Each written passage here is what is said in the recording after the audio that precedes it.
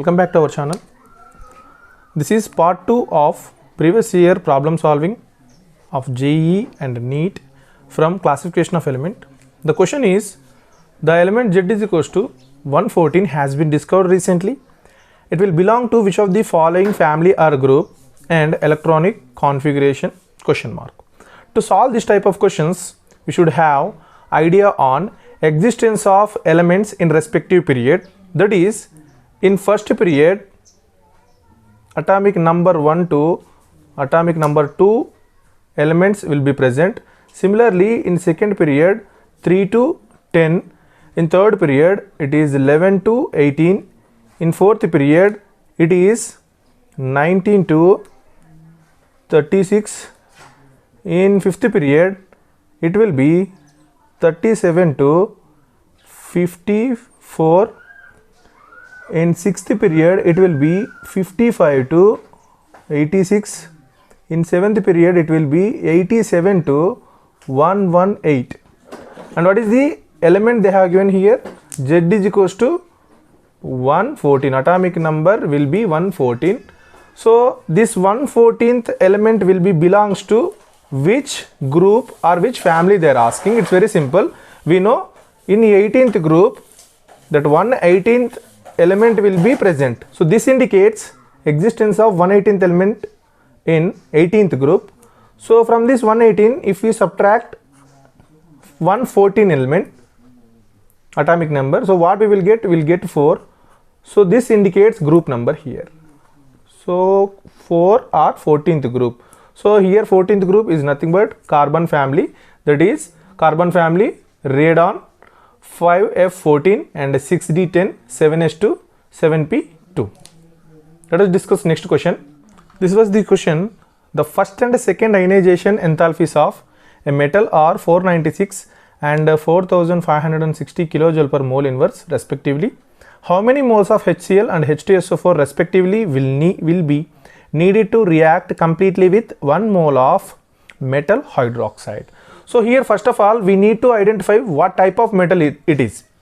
So IE1 value they have given 496 and IE2 value they have given 4560.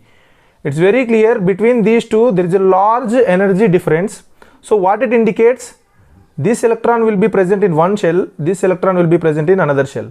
So this indicates here in valency shell only one electron will be present. One electron will be present in valency shell and remaining electron is present inside that cell. So this element, the element M what they have given here is monovalent. So monovalent metal in the sense this belongs to first group, that is alkali metal.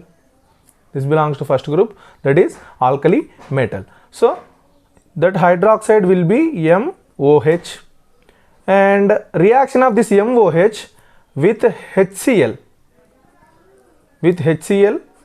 and reaction of 1 mole of this MOH with H2SO4. It's very clear this metal is a monovalent metal. So its hydroxide will be MOH only. So by reacting with HCl it requires only 1:1 mole. It requires 1 mole of HCl, and to react with H2SO4 we know H2SO4 is a dibasic acid. So here only half mole of H2SO4 is enough to react with 1 mole of MOH here. So this will give H2O plus MCl. Similarly here it will give H2O and MSO4. So here we require 2. So according to balance reaction we required 2 moles of MeOH. To completely react with H2SO4 we required 1 mole of H2SO4. So if you have clearly they mentioned that 1 mole of metal hydroxide. So if you have taken 1 mole of MeOH here, you only required half mole of H2SO4. So what is the answer? 1 mole and 0.5 mole. Let us discuss one more question. In which of the following arrangements the given sequence is not strictly according to the property indicated against it. We know that acidity of hydrides of non-metals, acidity of hydrides of non-metals increasing with increase in molecular weight. So according to this fact, this first option is correct. Then what about second one? So in second option they have given H2O is greater than, H2S is greater than, H2SC and H2T. This is the increasing order of acidity. Yes, this is increasing order of acidity. Then what they have given? Increasing pKa values. Acidity is inversely proportional to pKa values. Acidity is inversely proportional to pKa value, and acidity is directly proportional to Ka value. So here they have given increasing pKa value. Actually this is a decreasing pKa values. So this will be the correct answer. And if you check remaining two options, so from top to bottom, yes, here acidic character is increasing, and similarly this oxidizing power also increases when we have taken oxides of 14th group element. Let us discuss one more question. This was the question. Within each pair of elements, that is fluorine and chlorine and sulfur and selenium and lithium and sodium respectively, the elements that release more energy upon electron gain are. So we know that among periodic table, chlorine is having highest electron gain enthalpy. So between fluorine and chlorine, chlorine is having highest electron gain enthalpy. And what are remaining pairs? Sulfur and selenium. So sulfur is present above selenium. So sulfur will be having electron affinity high, because in a group electron affinity from top to bottom it will be decreases. So that's why sulfur is having high electron affinity when compared with selenium. Similarly, if you take lithium and sodium, lithium will be having high electron affinity when compared with sodium. So what is correct answer here? Between these two, chlorine is having high electron affinity. This is due to fluorine is having very small size. So that will cause more repulsions when electron is added to that. And next, between these two, sulfur, and in this pair, lithium. So option B is correct. Let us discuss one more question. This is the question. What is the value of electron gain enthalpy of Na plus if IE1 of Na is equals to 5.1 electron volt? This is very simple question. So here IE value they have given IE1. So what it means? The amount of energy required to remove one valency electron. So that is from Na, if you remove one electron, you will get Na plus and one electron. To carry this reaction, we required 5.1 electron volt. And they are asking you what is the electron gain enthalpy of Na plus.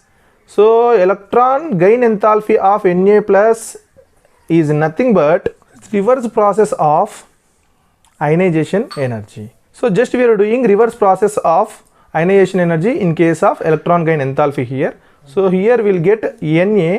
So to carry this reaction, we required exact amount of energy what we have used in ionization energy with opposite sign.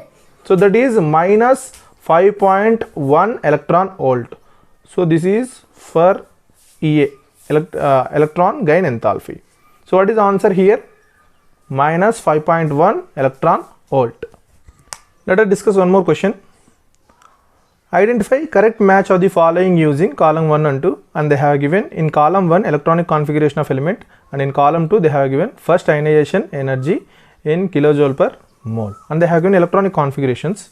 If you observe electronic configurations here, this first option is nothing but element beryllium, and this electronic configuration resembles boron, and this resembles nitrogen, and this resembles oxygen. And we know that, so beryllium is having completely filled s shell here, s subshell here, and if you take boron, here we have one extra electron in p orbital, so we can remove this electron easily when compared with this one. That's why this beryllium is having higher ionization energy when compared with boron. So beryllium will get the second option. So yes, keep aside this first one, got second option. Next, option B, that boron will be having lesser ionization energy when compared with beryllium, so this will get first option. And next, option C, that is nitrogen element. This is exactly having half-filled electronic configuration, but in oxygen we don't have exactly half-filled electronic configuration. That's why ionization enthalpy of nitrogen is greater than oxygen. So nitrogen ionization energy is more when compared with oxygen here. That's why this third option will get fourth. So C will get fourth here, and D will get third. So answer will be first option. Let us discuss one more. This is one more question. The acidic, basic and amphoteric oxides respectively are. We know that oxides of metals will be having basic nature. Similarly, oxides of non-metals will show acidic character. So if you observe options here, in first option Na2O, this is a basic oxide, and SO3, this is acidic, and Al2O3, this is a amphoteric. But what they have asked in sequence, acidic first, followed by basic and amphoteric. If you observe here, Cl2O, this is the acidic oxide, and CaO, this is a basic, and P4O10, this is also acidic. So this is also wrong option. If you observe third one, in third one they have given N2O3. So N2O3, this is the oxide of nitrogen, which will show acidic character. Next one, lithium oxide. So lithium is a metal and its oxide will show basic character, and Al2O3 will show amphoteric character. So in given options, option C is correct. If you observe this one, this is a basic oxide, and this is acidic, and this is amphoteric. Let us discuss one more. Both lithium and magnesium display several similar properties due to the diagonal relationship. However, the one which is incorrect is, and they have given four options, four properties. To solve this question, we should have idea on diagonal relationship of lithium and magnesium. So what are the similar properties and what are the dissimilar properties? We should have idea. First option is both form basic carbonates. No, first option is wrong, because magnesium only can form basic carbonate. The formula will be MgCO3 and MgOH taken twice, 3H2O will form 3 moles. So this is the basic carbonate which magnesium can form. But if you take lithium, lithium can only form normal carbonate. This is not a basic one, this is not a basic one, this is basic one. So first option is incorrect. Next, both forms soluble bicarbonate. Yes, lithium can form LiHCO3. Similarly, magnesium can form LiHCO3 taken twice. These two are soluble in water. They are very soluble in water. Next, third one, both forms nitrides. Yes, lithium will form nitride, that is Li3N, and magnesium will form nitride with the formula of Mg3N2 by direct reaction with nitrogen. Let us discuss fourth option, that is nitrates of both lithium and magnesium yields nitrogen dioxide and oxygen on heating. If you observe these two reactions, so LiNO3 on heating, similarly MgNO3 on heating. To carry this reaction we required 4 moles, to carry this reaction we require 2 moles, and they will result lithium oxide plus nitrogen dioxide and oxygen. Similarly here, on heating, this magnesium nitride will result magnesium oxide plus nitrogen dioxide plus oxygen. So option B, C, D are correct, but option 1 is incorrect and they are asking which is incorrect. So option A is correct. This is all about this video and thanks for watching. Please subscribe our channel and share with your friends.